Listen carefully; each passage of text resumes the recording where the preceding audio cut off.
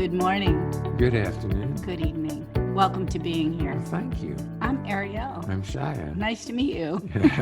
It is nice to meet you. It's like brand new. It is brand new. It's only been, what, 38? Yes. 38 years. And counting. And counting, brand new. That's right. Yeah. You know, it reminds me, a friend of mine was speaking about his wife who was diagnosed with stage 4 cancer, and she beat it. And he was talking about how each day was a celebration of their lives now. You know, these guys have been together for, 30, 40 years. You know, they have had a couple of kids and like that, who are grown. And it's just a celebration if you're here for it. Well, you know, what's nice is if you can find it in your heart and your way of being to celebrate without having to have that huge dramatic life-altering event first. Yeah. I don't want one of those. We don't need that. No, it's good. You know, today's episode title is Front Row Seat. And what inspired this episode is Shai and I have moved all of our seminars online or virtually. We do it in a Zoom format. And it was so unexpected how much we love this format. Well, it allows each individual participant to be right there in the front row seat of their life. And so when we interact with them, each one has an equal opportunity to be seen and to be discovered. And to see each other. And to see each other. When we're doing a course live, which is also wonderful. Which would be theater style, so there'd be in rows. People are always, there's always people in the back row looking at the back of people's heads, and it's really nice that they all get to see each other. That's right. You know, it's also fun when you see somebody in one square look at another one and say, hey, you got a new haircut, you look great, or what is that behind you, or I love your cat, or something that is apparently irrelevant but is not. I like when you say that. You know, we're so driven to get to where we think we need to be that we disregard. In other words, don't see our immediate environment, the magnificence that exists around us in each moment, or we minimize. You know, I'm flashing at our friend Isabel. Regardez. You know, she's a French teacher. Yes, she teaches French. She grew up in France, and it's like disregard. Don't look at, don't see, just shunt aside. And when you're being here, it's not focusing down, it's wide focus. So you can actually be with what's right in front of you, but you're not pushing away everything else in your life. It's inclusive. See, your life becomes inclusive with transformation rather than, what's the opposite of inclusive? Where you exclude. Yeah, where you exclude those things that don't seem relevant to your purpose, but your purpose may not be your purpose. It may just be some cultural download where you've been prescribed a behavior that you then act out mechanically rather than operate as though this is your life, this moment.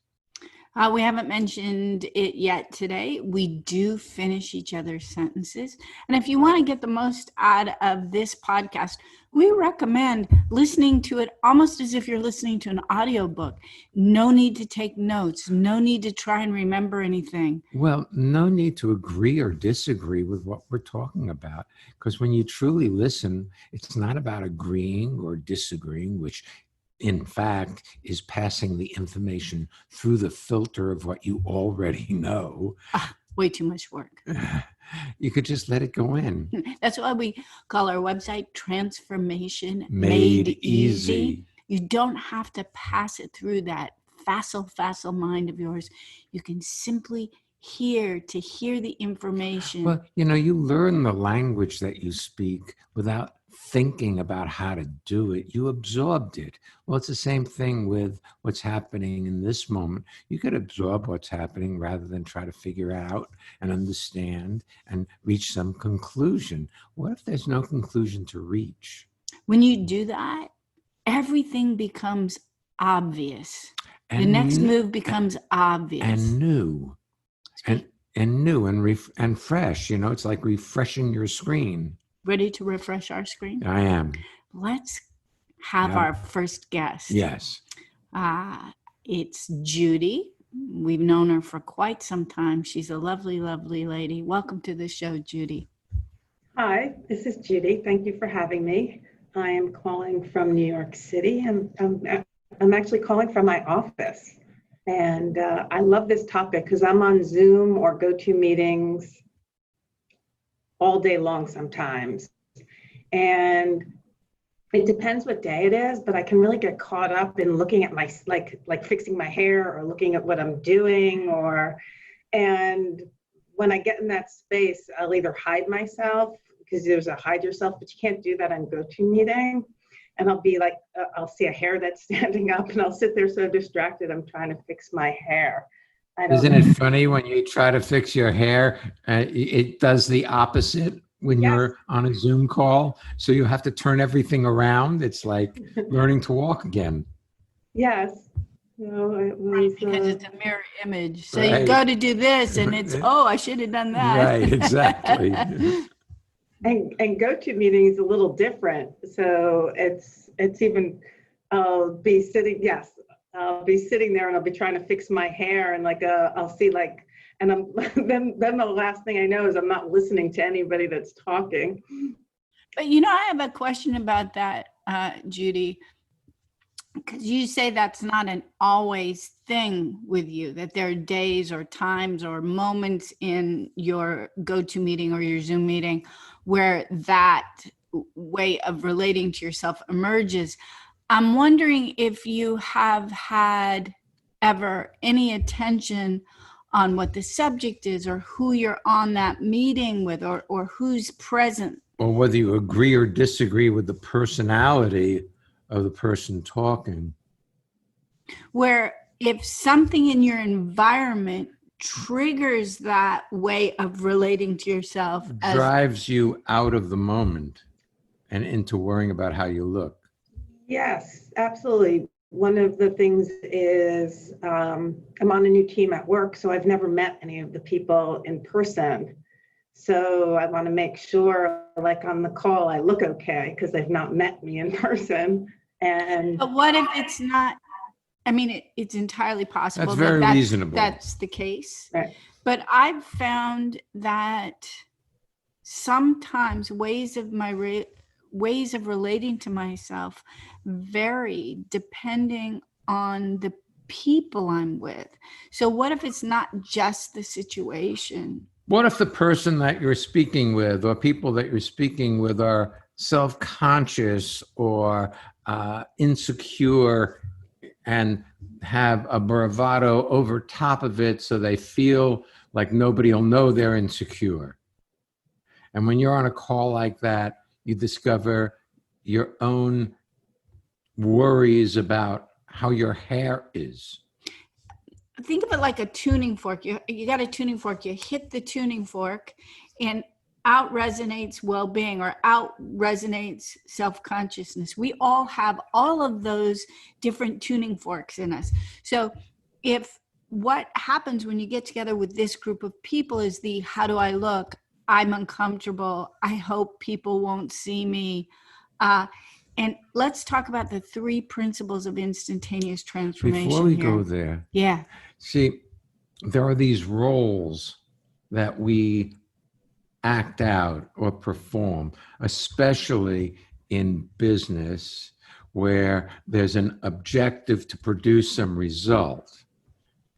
And so we assume the role that we are representing, and we play that role, and that gives us a sense of security, especially if we're really facile with the information involved. And a lot of the people you work with are high-powered lawyers, and they are in that role, they're very secure. But as the person themselves, they may not be secure at all. And so you feel insecure when you're on a phone with a particular person every time. And you haven't realized that your insecurity is situation based. It depends on who the person is that you happen to be with at the time. And it doesn't have to do with your knowledge of the information or the data that you're giving them.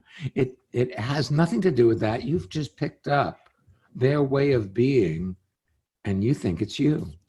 And here's what I love about it, Judy. I just love that because it's informational. And if we look at transformation as opposed to change, in change, you never want to be insecure. You always want to feel good and not have attention on yourself. You have this list of standards of how a better Judy would be. But in this case, in transformational framework, there's those three principles. And the first one is anything you resist, don't like, wish would be different, judge, sticks around. So all of a sudden you're on a video with some new people and you're feeling insecure. Most people will try to change how they look, or they'll resist how they're feeling because they don't like it. They don't want to be that way. They don't want people to know they are that way. Second principle, the moment shows up exactly as it does. So suddenly here we are, I'm looking around, oh, I should move my pens. They look funny there. There's the whole conversation. Internal self-judgment. But if that's how it shows up in that moment, it's the only way it can show up inside your conversation. And by the way, we've just linked with you. You've linked with us. It's a synchronization, link and sync. Third principle. Anything you see without judging completes itself in an instant. So if we're using the tuning fork analogy again, we've just hit the tuning fork all together as a group and we're feeling a little insecure about how we look this morning. So we're just here. If you're okay with it, if you allow it, you realize feeling insecure is full-blown Judy. In that moment. It disappears. And by the way, you give everyone else with you permission to relax into being themselves. So don't forget, you've linked, you've synced, you're okay. Hey, I'm feeling a little insecure this morning. You could even... But you can't do it to get over your insecurity. You can't feel secure to disappear the insecurity. Because that's a manipulation. And that's a resistance to what is, and that's the first principle of instantaneous transformation. In a pretty dress and pearls. And you keep it around. Yeah. Probably the thing I've missed the most about coming to my office is wearing a dress. So, well, you know, you can put a dress on at home. At home, yes. I think I might start. I always have a pretty shirt on and some shorts lately. Or right. Pants. So, well, now that the weather is changing, you know. But I love this. Thank you, because it never occurred to me. Because I know I love coming to your video calls. I've been coming consistently since they started, and there's such well-being. I spend time, and I don't come just to get something. I come because I feel like I can lend my presence to other people. Listening, I find that that's so helpful in video calls, listening to people that maybe aren't listened to. Well, it's interesting that you've gotten good at that in one area and it hasn't occurred to you, apply is not quite the right word, but that presence is something you have to offer at work as well. That in that situation, your attention has automatically been thrown back on yourself, particularly because it's a new environment, a new team. You, if I'm not mistaken, got a promotion. And so it's suddenly, what if that same presence that you bring to see what you have to offer is exactly what you have to offer at work as well? That's awesome. Yes, I have a new title, sales director. So it's nice. Yeah, well, the idea of being a director, you may have a picture of what that is, but maybe sales director is being a presence. And just listening to people and hearing their considerations. And in your hearing their considerations, the considerations complete themselves. And people leave empowered to be as brilliant as they really are. Also, if you're happy to hear their considerations, you can hear their nuggets of genius and highlight those for them as they emerge. That's awesome. Thank you. I really... Yeah, thanks for joining us. Yeah, really a treat to be with you today, Judy. My pleasure.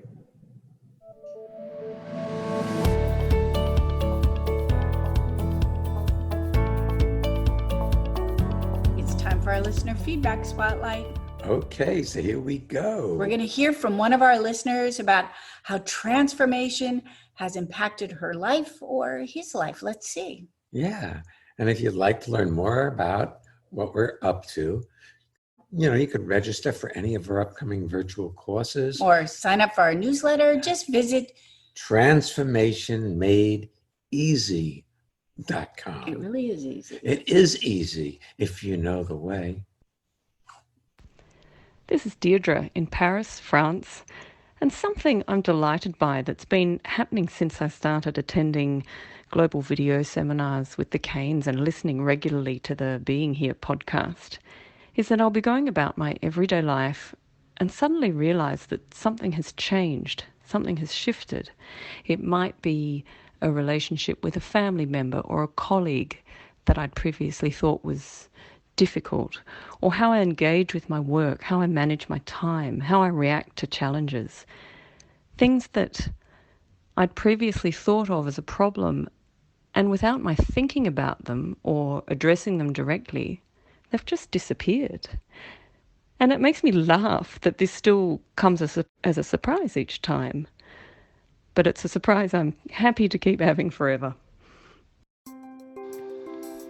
If you would like to experience an expanded sense of well-being, join us. Connect with people all over the world from the comfort of your own home at Aaron and Shire's lively interactive global video seminars. Participate in any of their 2-hour online events or take a deep dive into the magic of being you at a virtual weekend seminar. Come on, let's connect. Find out more and register at transformationmadeeasy.com.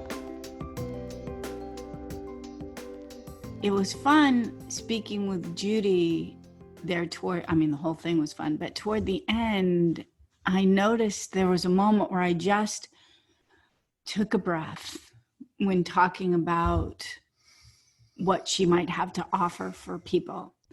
And I'm very happy that in October, on the 16th, yes, Friday the 16th, we are doing the Freedom to Breathe seminar. Yeah, we would have been doing it in Hamburg, Germany. Yes. But now we're doing it from New Jersey. We've been joking that it's the seminar formerly known as Hamburg. Right. So it will be translated into German for some of our German-speaking friends in the European community. One of the things that's nice about that is it slows down the forward momentum because you have to wait for the translation. Yeah. And if you don't speak German, you really have to wait for the translation. And when you get into the rhythm of it, you're not actually waiting. You're engaging with, you're listening to the translation and the music of it, even if you don't understand one or the other of the languages. And then we're doing fun as the access way to enlightenment. And fun can be in short supply You if know, you're busy most of getting us somewhere. get so serious about things rather than have fun with it. You know, if you had fun with your life, then even serious things can be fun. Mhm. But if you're serious, there is no fun. Everything is getting somewhere other than where you are.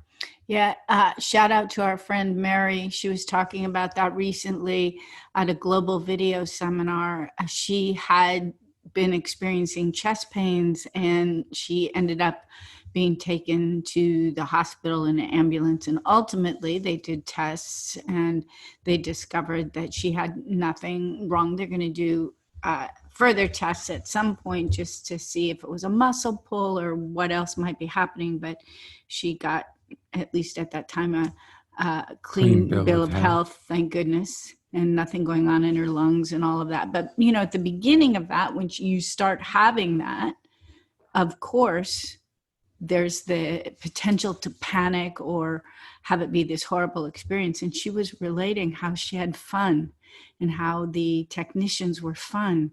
And there's the possibility when you meet your life, regardless of the circumstances. As though it's your idea, as though it's what's supposed to be going on in this moment.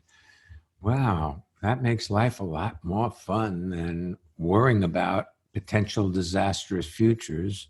And, you know, we all end up with a disastrous future. Yes, At some point we die. So, which may be rest. I don't know. You know, you die Rest every in night when you peace. go to sleep. That's true. Hey, let's have some more fun with our next guest. Let's have her come on with us. Hey, Lenore. Hi. Hi. I really like the whole concept of fun that you were just talking about, because I realized I had gotten very serious about what I was thinking about, the reason why I wanted to talk to you today. I was like, You've gotten very serious about pick a topic? yes. Seriously speaking, where are you joining us from? I'm in Montclair, New Jersey. Just almost a stone's throw away. Well, not really, an hour drive. An hour drive is not a stone's but throw. in the global setting, it's a stone's throw. Yes. One of the things that I like very much about working via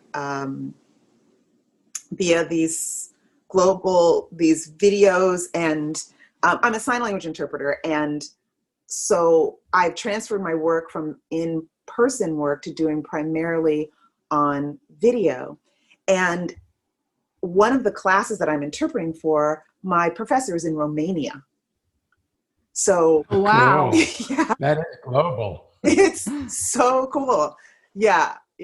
And one of the things that I complain about and working is the professors are all there and present, and the students, not my student, but the other students in class are all able to turn off their cameras and turn off their microphones. So it feels like they just check out. And I don't know. Well, you don't know that. That's true. And even if they do check out, they're not your responsibility. But I find it interesting that you upset yourself with their behavior so that you aren't fully there for your student.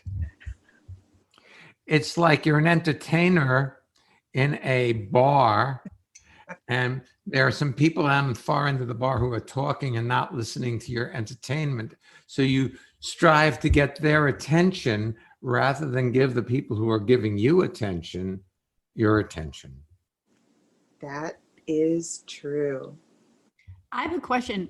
What does resisting people who you don't even know, you're never going to meet, you don't care if they graduate or they succeed in that class, what does resisting them turning off their mic and their video save you from? Or what does it do for you? What does it buy for you? Okay, I do know one thing that popped up for me immediately is being on the video. I'm so face to face with this person. it's so very, very intimate. You know, I'm like, when I'm not, if I'm not signing, or if I am, they're just right there looking at me, looking at my space, it's so intimate. And I think I might just shy away from that. Yeah. It's your escape valve. Yeah, your way Yeah. of distracting yourself from the intensity of being. I guarantee you this. If everybody had their cameras on, you would get distracted in a different way by something somebody was doing. Like, I wish they would stop fidgeting. I wish they would stop moving around. They're distracting me from being with. We can use anything to distract ourselves if we don't want to be here, or if we're shying away from intimacy. Or even if we do want to be here and some feelings come up that are uncomfortable or unfamiliar. So it's much easier to get lost in the upset that you know. It's much easier to get lost in those conversations that have been repetitive for years about how people should give you attention when you're talking, rather than just be there being you. Yeah. Something in me just released with that. You know, I feel so like I can take a breath, like really relaxed in myself from just seeing that. I just never saw it that way. I never saw how I spend time thinking about scattered thoughts rather than. Well, they're not just scattered thoughts, Lenore. Right. They're protective thoughts. Yes. They're not. They're thoughts about chameleonizing yourself. And don't forget, it's unfair. It's unfair that they get to come into your home and you don't get to see what they're up to and get to gauge how you should be from how they look and their reaction to you. You really are there doing your job of sign language interpreting with your client, and you don't get to ping out and get visual cues on how you're doing from other people. True. So in a certain respect, this whole new format, this Zoom video format is doing you a great favor. Excellent. Yeah. Because you're learning how to simply be rather than look out there and get your cues on how to be a better you. Yeah. Which, of course, is change, which is not transformational, because in the second principle of instantaneous transformation, you can only be exactly as you are right now. So in this moment, you can't be different than you are. And so you put a pressure on yourself to try to fit into circumstances that are outside of your control. Doesn't mean you don't put a pressure on yourself to be a certain way, something that makes you more acceptable, but acceptable to who? I mean, if a person doesn't accept themselves, they're not going to be able to accept you. If they're judgmental of themselves, they're going to judge you as well. You know, we woke up last night around between 1 and 2, which is our normal kitten, get us up, you want to feed me now time. And so Sean and I were talking, and I was replaying a conversation I'd had with somebody during the day yesterday. And he reminded me that that person didn't like themselves and that they second guessed themselves. So of course the conversation is going to be replaying in me.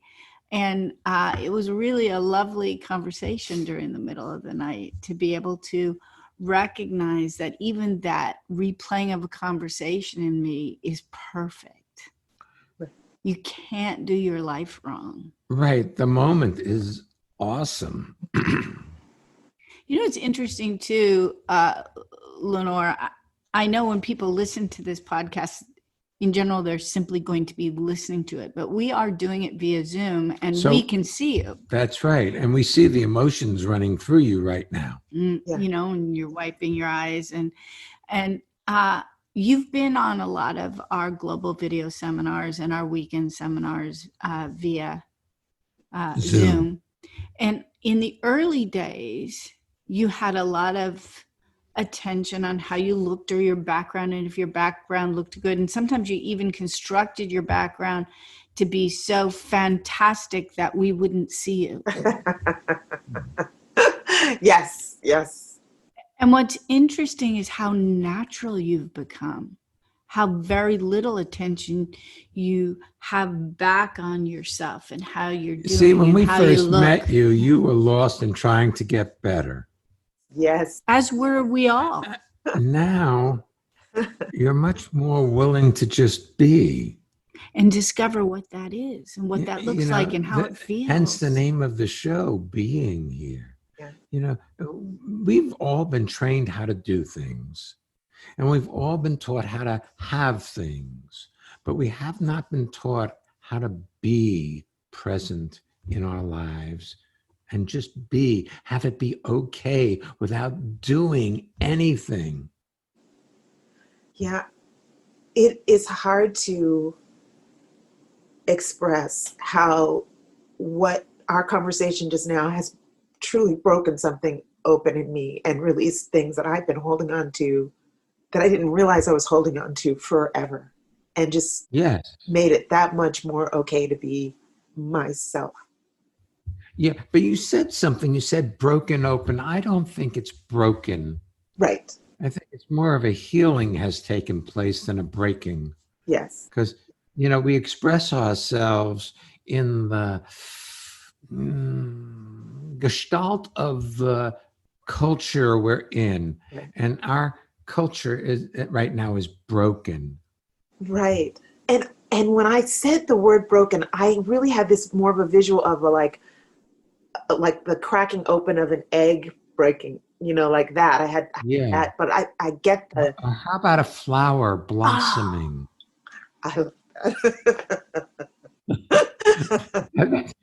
That's a lot more realistic to me, you know. Well, even what your hands are doing looks more like a flower blossoming than what a egg breaking open looks like. I like it. But you know, here's the other thing. In a book by Hermann Hesse, I think it was Steppenwolf, he said, in order to be born, a world must first be destroyed. The chick has to crack open the egg to be born. And so we live in like concentric circles of protection that open up as we discover ourselves. Yeah. That was an awesome image. Wow. I like that. Well, thank you. I like expressing myself like this. That's fun. You know, it's like it seems arrogant to just say what I see, but what the hell? It's what I see. It's what I love about you.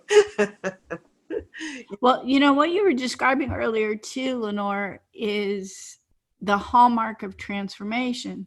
We started this conversation, and as far as I could tell, there wasn't anything wrong with your life. And that included that you were resisting how people were turning off their screens, or you were judging. You had slid into your judgment system. But when you see things, whole new openings happen.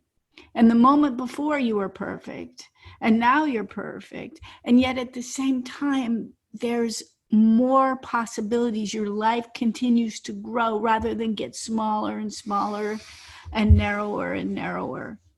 And it's such a gift. So thank you for the gift. Thank you. I'm so grateful.